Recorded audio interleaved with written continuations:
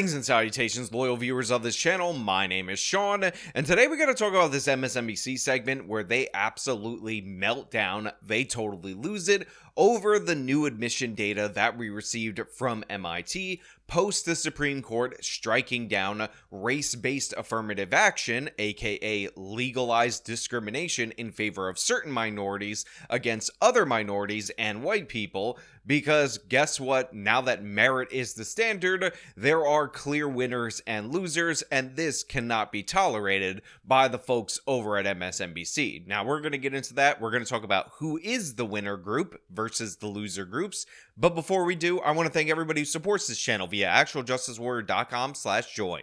Give me the money. Give me the money. Okay? While all eyes were on the DNC this week, MIT released some data that confirmed our worst fears about the Supreme Court. The university's incoming class will be significantly less diverse than in previous years. So right off the top, I just want to point out that this guy opens up this segment saying that his worst fear, or our worst fears, came true with this new MIT enrollment data. And I just want to say, from me to you, from all the normal people in the world to the elites in the media, what a privilege it must be to have as a worst fear the MIT racial demographics in their incoming class. Isn't it amazing what these woke liberal elites are concerned about versus what every single person that you meet in your day-to-day lives are actually concerned about? That's thanks to last year's ruling that gutted affirmative action. MIT, one of the first to release enrollment data since that ruling, says its percentage of black students dropped to 5% from 15% last year, and the percentage of Hispanic and Latino students dropped to 11%, down from 16%.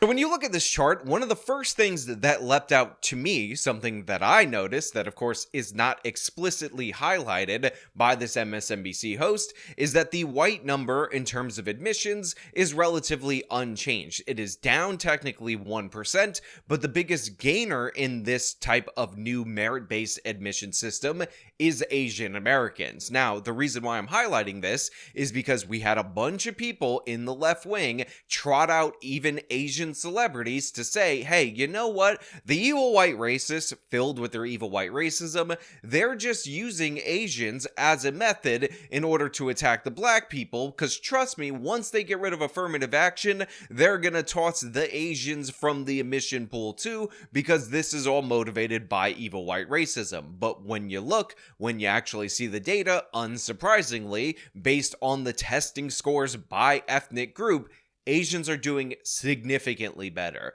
Obviously so. They were the ones that were the most disadvantaged by this affirmative action model. Overall, all racial and ethnic minority groups had a decrease in enrollment except for Asian Americans, who had a 7% increase. And again, I will point out that this is supposedly meant to address the evil white racism in the past against black people and other minorities, but the biggest victim of affirmative action, time and time again by the data and now confirmed by these results, were Asian Americans who worked hard, they studied hard, they were good at these standardized tests, and they were repeatedly punished because we had to make room for these other minority groups that did not earn it. And the university actually saw this coming. It was among several universities and colleges that signed an amicus brief to the High Court 2 years ago in support of keeping race-conscious admissions. And of course, MIT was not surprised at this. I mean, they are a mathematical and technical-based school. They knew what they were doing. They knew the numbers. So that's why they put forward an amicus brief in order to keep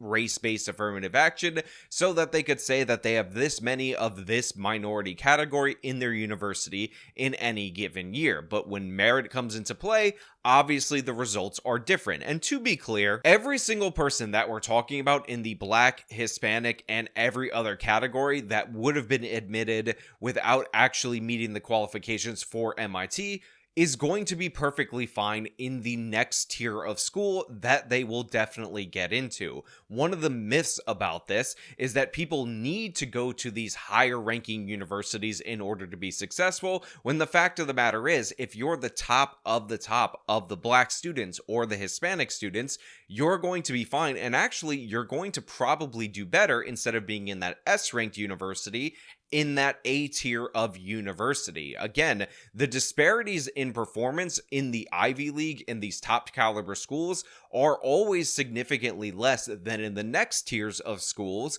because remember, affirmative action bumps everybody up a category or two categories. So in this top tier, if they get bumped down to the A tier, they're going to be perfectly fine. But the issue that we see time and time again with affirmative action is we end up creating artificial failures because we keep mismatching certain people to universities that they don't belong in. What ultimately ends up happening is they become the bottom of their class, and statistically, you're more likely to drop out of a university program if you're consistently at the bottom. So it's actually proven by the data time and time again that matching people with students that are equivalent to their level is the best path forward, is the best way for success. And long term, I genuinely believe that all racial categories will be better off for this Supreme Court ruling. This is not a surprise to anyone. I think when SCOTUS struck down affirmative action, you and others warned us about the impact this would have on students of color, saying that we would begin to see a kind of segregated higher education landscape. Your initial reaction now that we have seen these initial new numbers from one university, and what are you hearing from others in academia? So I just want to point out for everyone in the audience that this is a stealth admission to the premise that we all knew about affirmative action. Now this guy is saying, oh, this is not surprising to anyone. We're not shocked by this. In fact, we warned about this, even though, again, these are the same people who would say, oh, affirmative action doesn't mean we're reducing qualifications. Affirmative action in no way, shape, or form makes it easier for the minorities to get into the schools when they're not suited for those universities. But if that were the case and they could make it on their own, then we would see percentages relatively unchanged. Well, first of all, it's great to see you, Eamon. We knew this was going to happen, as you said. I suspect that the data will be similar at the other Ivies, my own institution, Princeton, Harvard, Yale, Dartmouth, Penn, Cornell, and the like. We should probably see this across the board in terms of elite institutions and ranking or top state public institutions. We knew this. We knew the data. We saw what happened in California. Again, for the white percentage, we find out that they're not being held back by the system. They're about the same, actually minus 1%. But for the Asians, we see that, yes, they were almost definitely being held back by these programs, especially in a school like MIT. It might be different for other universities, and that is a problem. You shouldn't have to damage and discriminate against Asian people just because some people out there feel some modicum of white guilt for blacks and Hispanics, and some people, like these elite liberals, feel like they're entitled to those positions just because diversity. Saw what happened in California. We know just 10 years after Prop 209 was passed, only 96 black freshmen were admitted to a class of over 4,000 at UCLA. We saw a 44% decline between 2006 and 2022 at the University of Michigan. And so this was, in fact, the expected outcome. So it's funny because he cites California and the Michigan case as examples of how we knew this was going to happen. And obviously, those were examples of how we knew this was going to happen because they switched to a merit-based system, and we saw significant drops again in the black students. And in some cases, I'm not sure about the Hispanic numbers for California or for UCL specifically, the Hispanic numbers. But I want to point out for everybody out there in the audience who may be confused about this, just because you didn't get into UCLA doesn't mean that you're done. Again, that was still the cream of the crop in terms of the California UC system that were getting into that school, so they will do fine in other schools. But a lot of people that were bunched in the middle, that were artificially elevated when they shouldn't have been, those people are going to do better, in my opinion. There's this mismatch hypothesis. I believe that it has been proven true, especially when you don't only examine the top of the top, because again,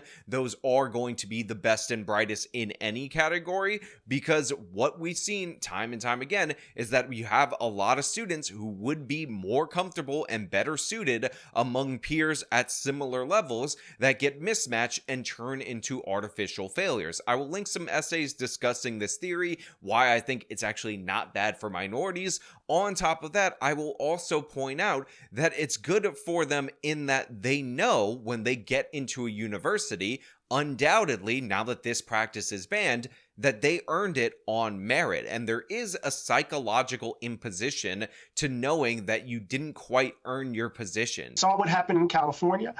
We know just 10 years after Prop 209 was passed, only 96 freshmen, black freshmen, were admitted to a class of over 4,000 at UCLA. I mean, this guy spoke about a class of 4,000 at UCLA, and there are 95 or something like that black students in that class of 4,000. Well, each and every one of those 95, 96, whatever number he gave, knows for a fact, since affirmative action was banned, that they earned it based on their own actions, based on their own merit, based on what they contributed, what they did, what they were qualified for, and that should be respected. That burden has been lifted off of them, which would not have been able to be lifted if, let's say, there were 400 students and nobody knows the particulars of any of their achievements. But we know that this program is floating out there that deliberately advantages them not based on achievement, but based on innate characteristics. This is about who gains access to the top schools in the country, and that gets us into some sticky questions, Eamon, about the inequality of the landscape of higher education that we might need to talk about. But we're going to see these downward pressures, and what's also not being talked about in this discussion is what's happening in secondary schools, the inequality in high schools, the inequality that's evidenced in elementary school, who gets access to Head Start, who gets access to early education, and that's impacting the quality of applications that we see to these elite institutions. So when people just talk about it as merit, they're not paying attention to the inequality, the structural inequality, Eamon, that defines the landscape of American education from K through 12 up to the colleges and universities. So this guy pivots, of course, to inequality in our K through 12 system, and I'm not going to pretend there's no problems in public education. I will point out that it is the Democratic Party that has given our public education system over completely to the teachers union, and they have no incentive to fix any of those problems, so it's very convenient for this guy to bring them up right now. But I will also add that poor Asian students actually score pretty close to wealthy Asian students on standardized tests, and this is due in large part to the cultural pressures towards education. The fact is, I know Koreans, I've grown up around them. When they came to this country as poor immigrants, they opened up local businesses, convenience stores, and in fact, the first Korean grocer in the city of New York established the first cram school in the city completely. And I think, and I believe it was also the first one in the country, because this is something that they emphasize culturally, and this was something that he did for the Korean kids to study. That cultural impetus on education definitely has an impact, and the fact of the matter is, I will speak for my Hispanic side of the family, and by the way, a lot of people in my Hispanic side of the family do emphasize education, but this is not something that is common in Hispanic households. It is also something that is not common in black households. Let's be perfectly honest about that. You do not see black kids going to cram schools in order to study for the SAT. And don't give me poverty as the excuse, because again, these were set up by poor Asians, poor Koreans in the United States of America. But even though they were poor, they aspired and wanted more for future generations. If schools were not able to take in consideration region, right? Yeah. Most schools, say on the Northeast, would have most of their students probably coming from the Northeast, right? If schools weren't interested in taking under consideration athletics, legacy, right? Whether or not you're interested in the arts or whatever, you would see a very different class, because you can't take advantage of that knowledge in order to build the kind of community you need to build. So this guy brings up a couple of other things that he finds to be unfair, and then he's like, but how can you do that and also do race? And he starts off with region, and I will point out part of the reason why they do this is because they want students that are going to live and work around the area or are predisposed to do that. And also, I doubt that this very much has a bunch of impact in terms of who gets selected to these universities, because of course, if you're going to go to one of these top tier law schools, they're going to have better entry points for people who plan to live and work around the area. But if you have a degree from Harvard, I'm sure you'll be fine going from Massachusetts back to California or back to whatever state with said degree. But then he says athletics, he's like, they shouldn't factor that in.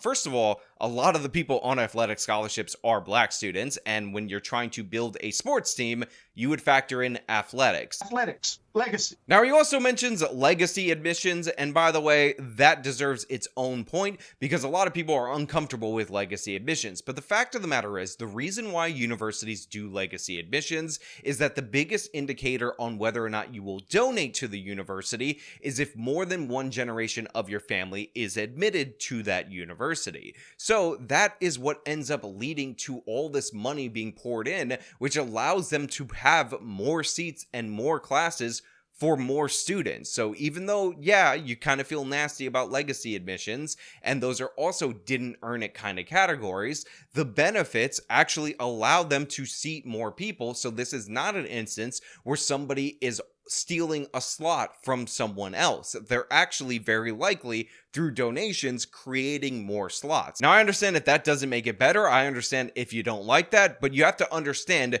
the practical differences between the two things that you're arguing before you formulate your counter argument. So just have that in mind while you're arguing against legacy admissions, that they do have a function that is never talked about because we live in a world where people just strawman things and try to make comparisons without actually contrasting the differences between the two things that they're comparing. Athletics, legacy, right? Whether or not you're interested in the arts. I would assume if you're looking at the interest in art, it might be because they could be, and this is maybe something crazy for you guys out there in the audience to consider, applying for an art program. So yeah, what you want to study is probably a good thing to have in the mission process, so you don't get admitted to MIT and you don't like math or science. Like maybe that's sensible. Maybe that's reasonable. Now, I understand he might be referring to the well-roundedness of the students or whatever, but the fact is, all those different extra things that they ask for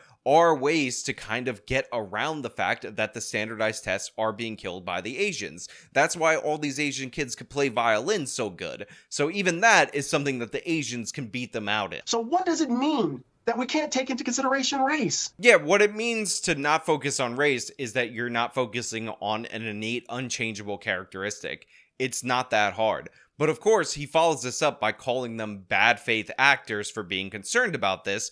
But the proof in the pudding is in the taste, and guess what? That new data has some Asian spice to it because there's more of them because they were being discriminated against. So part of what we have to deal with is the bad faith of these actors who are kind of pressing this issue. We also need to understand that this is a kind of two-front assault, not only on admissions, but DEI generally. So even if you get admitted to these institutions, they're attacking DEI offices so that the experience is not, shall we say, as welcoming, as supportive as it might be. So I think institutions need to live their values and not be afraid of being sued. Bring the full weight of their reputation to bear in the fight for a diverse higher education landscape. So this guy right here is calling for these institutions to go forth, discriminate, and not be afraid to get sued, which is a bold stance if I'm being perfectly honest. Now, I will say, in terms of picking the class that you want at your university, if you're a private institution, normally I would actually be fine with you developing your own criteria. Where this becomes a problem is that a bunch of these different universities are dependent on funding from our tax dollars, whether they be through federally subsidized student loans, Pell Grants, or similar, or direct payments from the government. And the fact is, when you're operating as a pseudo-government institution, the rules typically are you can't discriminate, but of course they want to be able to discriminate in this way. So yeah, if you're truly a private institution and you're rejecting all these subsidies from the state and federal government, then go forth and run your admissions program however you damn well please. Truly, I genuinely believe that. You have big enough endowments in a lot of these universities that you could operate without that, but none of these universities choose to do so. So honestly, I find this to be a rather disingenuous argument because you're not arguing for them to be free from the tax dollars. You want your discrimination to be subsidized, and you want this DEI ideology that of course targets and attacks regular everyday Americans to also be subsidized, and I'm not having it. I'm not interested in it. But you know what? Those are just my thoughts. I want to know what you guys think down in the comments below. If you like the video, show them by leaving a like, subscribe for more content, follow me on the social medias, support me via the support links in the description of this video. This has been me talking about MSNBC raging over the ending of affirmative action. Till next time.